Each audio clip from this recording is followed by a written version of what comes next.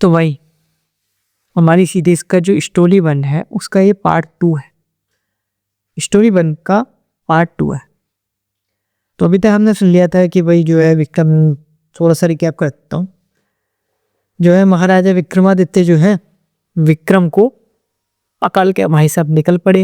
अब विक्रम ने एक शर्त रखी हुई है कि भाई राजा, मैं तेरे को कहानी सुनाऊंगा, सुननी भी पड़ेगी, तेरे को बोलना नहीं है। तेरे को अगर जवाब पता, अगर तू ना नहीं बोला तो तेरा सिर फटेगा, और अगर तू ना बोला भाई मैं वापस उसी पेड़ में पहुंच जाऊंगा, फिर से उतारेगा, फिर पहुंच जाऊंगा। अगर कुछ भी बोला तो बोलना नहीं है, और अगर तेरे को जवाब पता है तो तेरे को बोलना पड़ेगा, नहीं तो मैं तेरा सिर बोलूंगा। 2 शर्तें रखी है। तो पार्ट 1 में यार मैंने बताया था कि जो पद्मावती है उसने बुढ़िया को भेज दिया और बुढ़िया की ओर वापस पहुंच गई है इन राजकुमार के पास में और उसके मित्र के पास। और आते वो बताते कि भाई अब की बार जो है पद्मावती ने उसकी काफ़ी अच्छी खातिरदारी करी है। और वो ये भी बताती है कि मैं इस रास्ते से नहीं आई हूँ, जो रास्ता ना दूसरे रास्ते से आई हूँ। तो वो बोलता है राजकुमार कि वो सब तो ठीक है, पर पद्मावती ने कुछ बोला है या कुछ पूछा? जो ये बूढ़ी अम्मा होती है बोलती नहीं, कुछ भी उसने ना बोला ना पूछा, बस मेरा अच्छा दोस्त ने खाना वाना खिलवाया और बस मेरे को भेज दिया। तो जो ये राजा का दोस्त होता है, मतलब राजकुमार का दोस्त होता है, वो बोलता है कि भाई उसने जो है ना तेरे लिए एक मार्ग बताया हुआ। राजकुमार ने कहा यार क्या बात है भाई, हर चीज तेरे को ही समझ में आती है, मेरे को तो कुछ भी समझ में नहीं आ रही। भाई तू समझ ही देंगी, तू कोशिश कर। असली तो भाई मेरे को भी नहीं आई थी। क्या हो रहा है इस कहानी में, जैसे जैसे कहानी आगे पलता गया ना तभी मेरे को समझ में आया है। ऐसे मैं आपको बता रहा हूँ तो समझ नहीं पाए हो। राजकुमार जो है ना मखे बहुत चलाते और तो ये जो, हाँ, तो राजकुमार कहता है कि भाई क्या बताया मेरे को बता।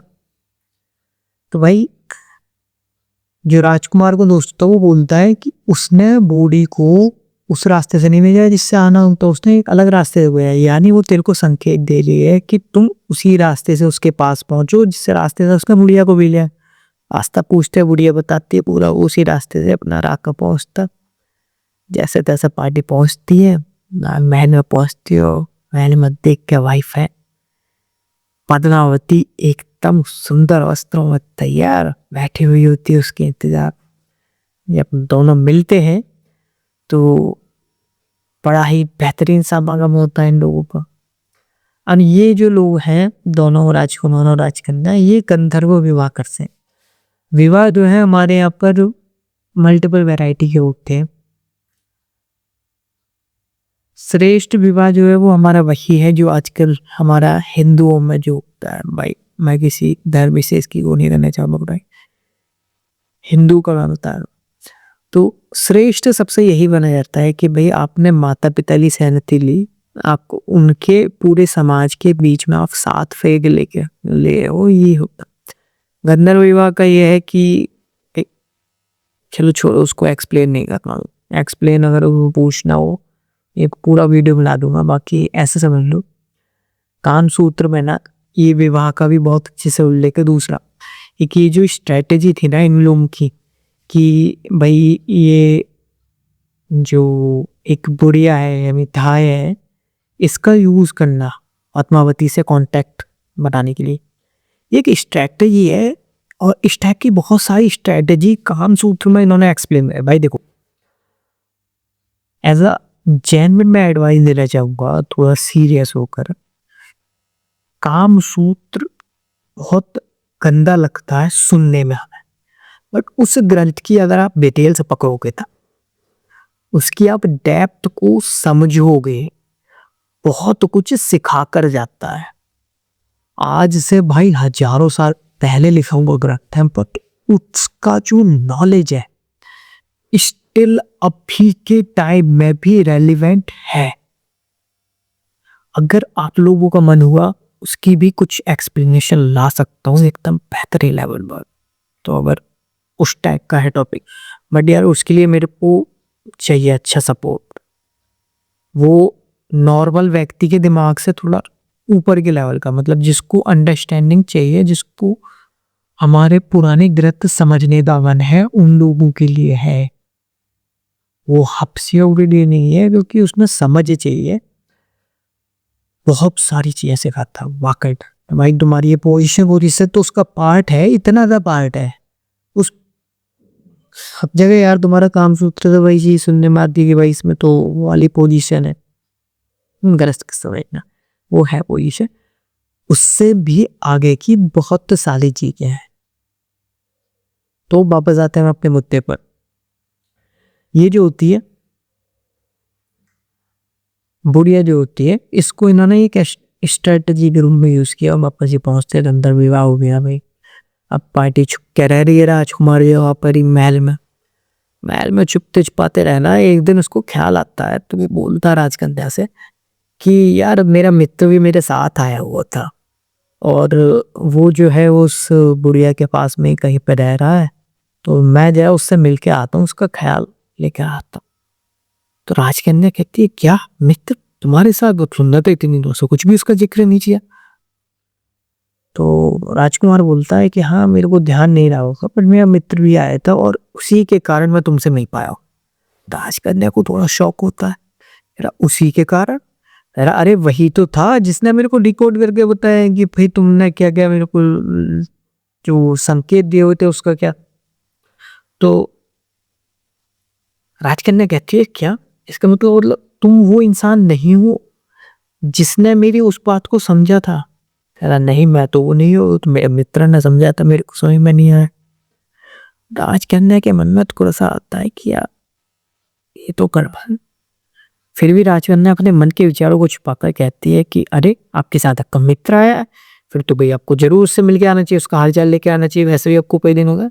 और जब आप मिलने जा रहे हैं तो मैं उसको उपहार भेजूंगी, क्योंकि उन्हीं के कारण हम दोनों मिले हैं, तो मैं उसको उपहार भेजू। ये लोग जो है पहुंचता भाई राजकुमार अपना छत्ते छुपाते हैं, अगर देखता है भाई उसका मित्र तो स्वस्थ एकदम चला उड़ना, पूछता है कि भाई कैसा रहा।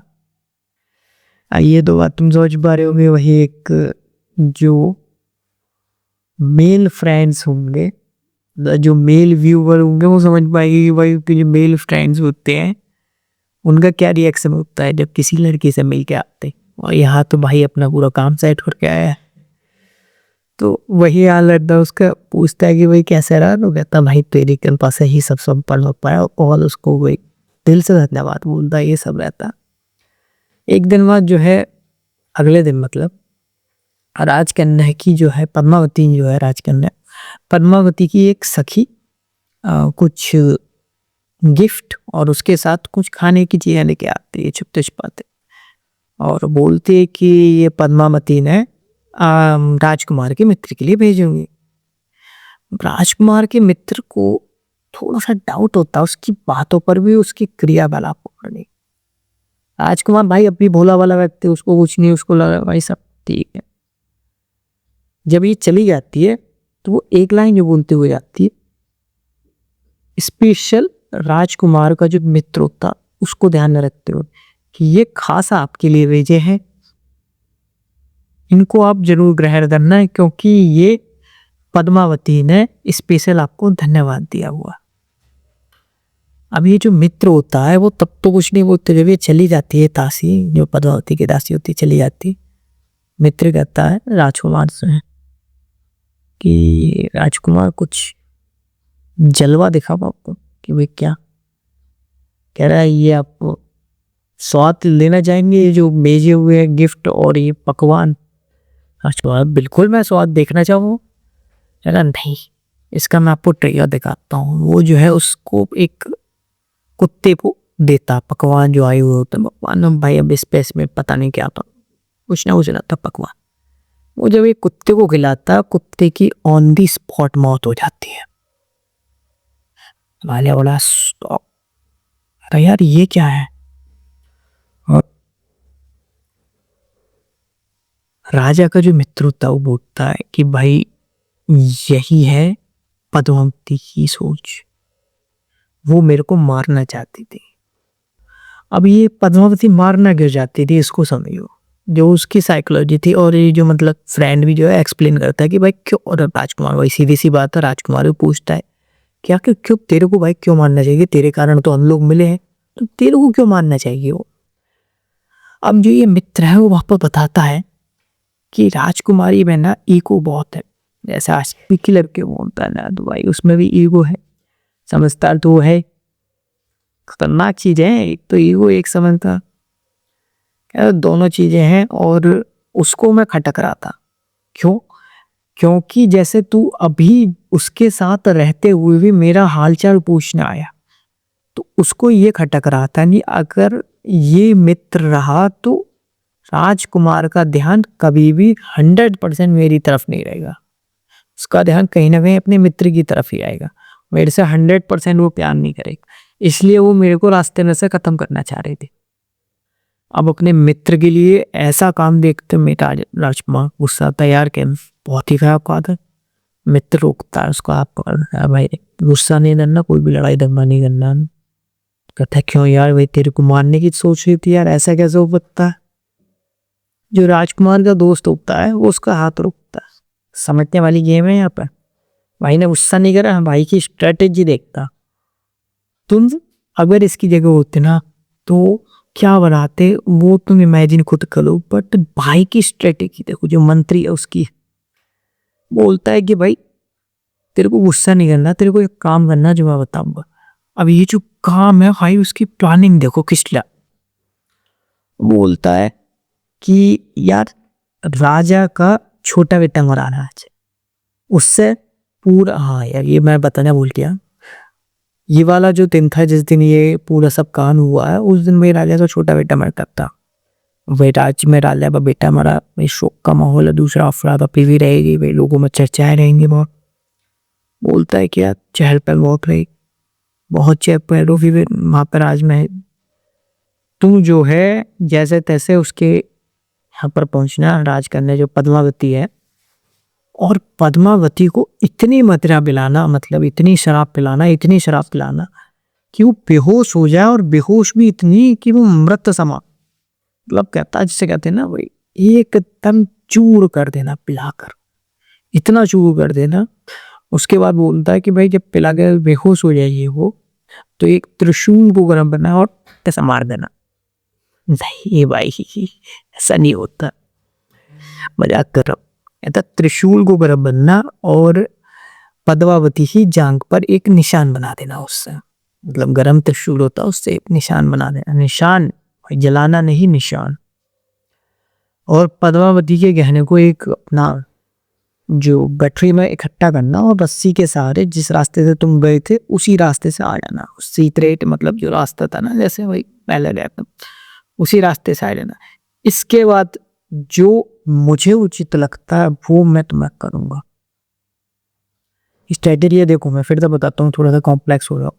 फिर वो बोल देता है कि भाई तेरे को जाना है आज, क्योंकि राजा का छोटा बेटा मरा है, घुस सकते हो तुम महल में, आसानी से घुसना, राजकन्या को मदिरा पिलाना, उसके गहने को लूटना, लूटना नहीं मतलब इकट्ठे करना भाई, दिखाने ही ना लूट, गहने को सारे इकट्ठे करना, उसके जंग पर एक दाग लगाना, ले आना उसके, दैट्स इट, सिंपल। राजकुमार ने ठीक वैसा ही किया जैसा कि भाई उसके मित्र ने बताया। भाई उसने इतनी मदिरा पिलाई, इतनी मदिरा पिलाई, और उसके बाद ने एक जांग पर दाग लगाया और उसके आभूषणों के साथ उसको ले आए। अब इसके बाद में जो उसका मित्र है वो बोलता है कि भाई अब मैं धरूंगा एक साधु का वेश और तुम्हें बनना है मेरा चेला, और ये जो आभूषण है, आभूषण से मोतियों की माला निकालो और मोतियों की माला को तुम्हें बाजार में बेचना। जाके चक्कर में मत पड़ो, तो मैं समझ में जाता नहीं आ रहा, धीरे धीरे आ जाएगा, बता रहा हूँ चीजें कैसे कैसे चल रही। भाई जो राजकुमार का था वो बन गया साधु, और राजकुमार बन गया उसका चेला। अब जो राजकुमार जो राजकन्या पद्मावती, इसके जो गहने थे इसमें से एक मोतियों का हार बाजार में लेकर राजकुमार जाता है, क्योंकि वो बोला हुआ उसके दोस्त ने। और बाजार में जाकर बोला हुआ है इसको कि बाजार में इतना महंगा बेचना, इतना महंगा इसका दाम बताना कि भाई कोई खरीद ही ना पाए। राजा बेच रहा है। एक कट यहाँ पर एक और भी ये है, वो ये कि इतना दाम तो बता नहीं है, साथ में इसे लेकर तुम्हें घूमना है पूरे उसमें बाजार में, और तुम्हें जितना ज्यादा लोगों को दिखा सकते हो उतने ज्यादा लोगों को ये दिखाना कि भाई ऐसा है, ये हार है, कोई कोई खरीदो, लेकिन उसका प्राइस बहुत बताना। कहता है कि अगर नगर अच्छे भाई, क्योंकि भाई तुम्हारा कोई राज्य होता, वहाँ बाजार होता, तो भाई जैसे आज के टाइम में गार्ड पुलिस होते हैं, ऐसे उस टाइम नगर रक्षक होते थे, कि अगर किसी नगर रक्षक ने तुम्हें पकड़ा हो, पूछे कि यार इतना बेशकीमती तुम्हारे पास हार आया कैसे, तो बोलना मेरे गुरु का आदेश है, मैं केवल उनके आदेश का पालन कर रहा हूँ। तो वही राजकुमार जो है, जैसे कि उसके दोस्त ने बताया था, वैसे ही चेला बनकर बाजार में घूमने लगा। अब जब ये घूमता है, इतना ज्यादा दाम बताता है, और दूसरा साइड देखो, पार्टी घूम रही है बाजार में, दूसरी तरफ क्या हाल है भाई, वहां पर जो है खबर मिली है पद्मावती गायब है, पद्मावती के साथ उसके आभूषण गायब है। आभूषण का जो है वो ब्यौरा भाई पूछा जाता है कि भाई क्या क्या आभूषण है, तो बोला जाता है कि भाई एक मोतियों की माला थी, वो भी गायब है। अब जब जो नगर के वो होते हैं, मतलब गार्ड जो होते हैं, नगर पालों ने देखा कि यार इसके हाथ में माला है, और ये तो वही माला है जिसका चित्र भाई उसने करा है दंत वैद्य ने। पकड़ लेते हैं भाई राजकुमार को। राजकुमार कहता है कि भाई ये तो मेरे गुरु ने दिया हुआ है, तो कहता है ये कुछ नहीं, आप राजा के पास चलो, वहीं पर जो ऊपर ने आया हुआ वहीं पर सभा बुलाई जाती है, दिखाया जाता है भाई हार। दंत मंत्री जो दंत वैद्य जो होता है, ये देखते में चल देता है कि भाई ये तो हार हो। ये राजा पूछता है कि भाई आप तो एक अच्छे खासे ऋषिगण लग रहे हैं, आप क्यों पास ये हार आया कैसे भाई, वहां से पूछा था, क्लिष्ट हुई। लो, वो पूछते हैं कि भाई आपके पास ये हार आया कैसे, तो जो राजकुमार जो कि भाई इस टाइम अपना शिष्य के बेस में है, वो बोलता है कि महाराज ये हार मेरा नहीं है, ये मेरे गुरुजी ने दिया हुआ है, तो आप उनसे ही पता करो। ठीक है भाई, गुरु को बुला के लाओ।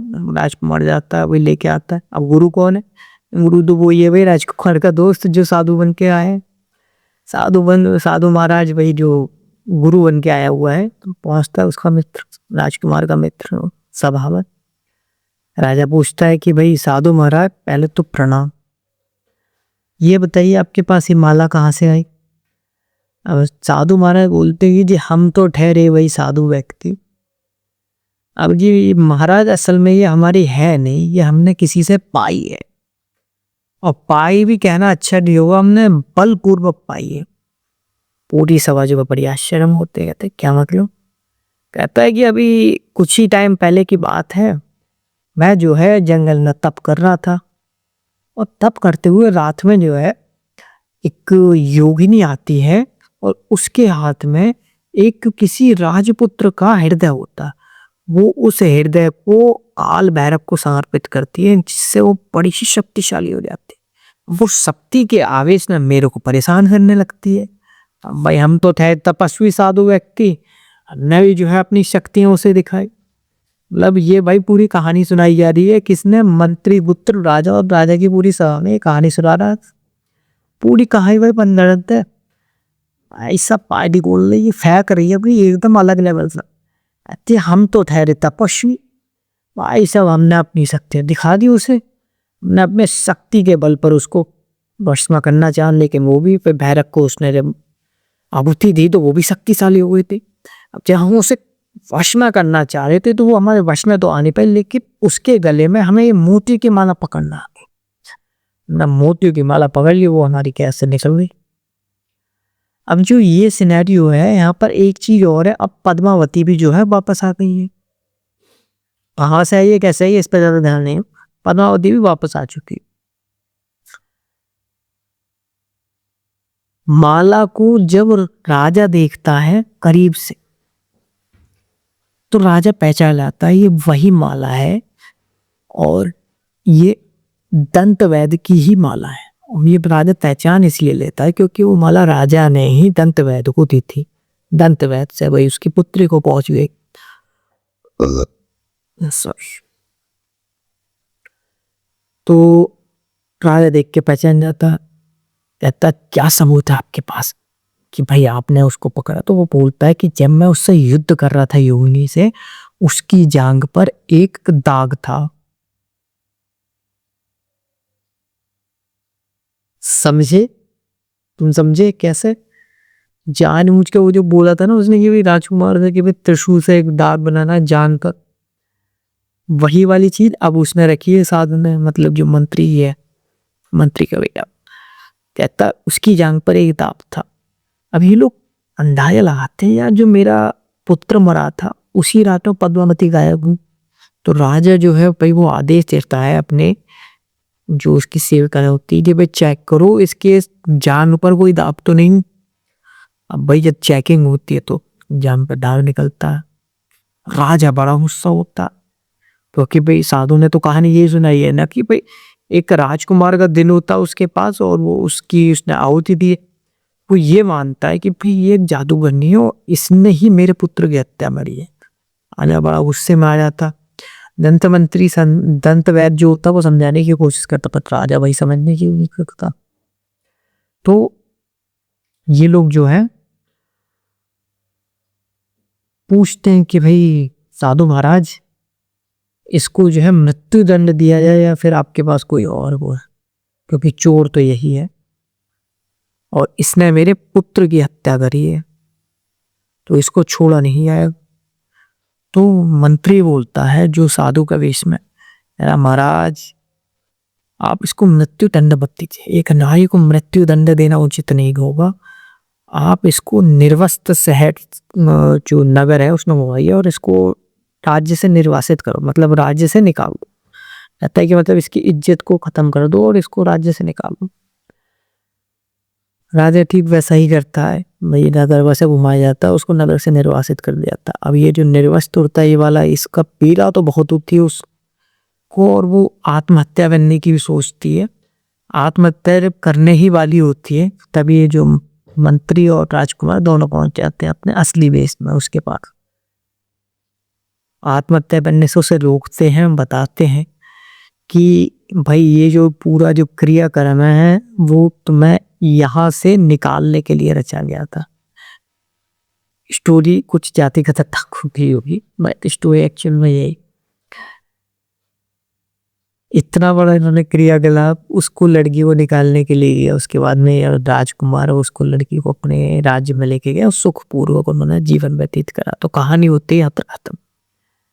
तो यहाँ पर कुछ कुछ सिनेरियो होते हैं या कहो तो डाउट होते हैं जो आपके मन में भी आए होंगे इस स्टोरी को लेकर कि क्या होता। राजा उसको जो पद्मावती को नगर से निर्वासित नहीं करता, मतलब नगर से निकालता नहीं बल्कि डायरेक्ट मरवा देता है, क्योंकि उसने हमारा बेटा मारा राजा था तो उसको मतलब लग रहा है राजा को ऐसा, मारा नहीं था, वो पद्मावती को भी मारता था। दूसरा सिनेरियो होता साधु और ये जो साधु का शिष्य है यानी जो हमारे राजकुमार और राजकुमार का जो मंत्री का बेटा है, इन दोनों की असलियत सामने आ जाती तब क्या होता। या फिर कोई एक ऐसा भी हो सकता था कि पद्मावती इसका राज खोल देती, पद्मावती को भी लपेटा जाता, राजकुमार को भी लपेटा जाता, जो मंत्री है उसका दोस्त उसको भी लपेटा। क्या होता अगर तीनों मारे जाते। तो ये जो मृत्यु होती, चाहे पद्मावती की मृत्यु होती, चाहे राजकुमार की मृत्यु होती, या मंत्री की मृत्यु होती, या तीनों की मृत्यु होती, इस मृत्यु का पाप किसे लगता? क्या ये पाप मंत्री पुत्र को लगता? क्या ये पाप पद्मावती को लगता? क्या ये पाप राजकुमार को लगता? बेताल बोलता राजन इसका जवाब मेरे को ठीक ठीक बताना, और अगर इसका जवाब जानते हुए भी तुमने नहीं होता कि तुम्हारे सिर को फोड़ दूंगा, तार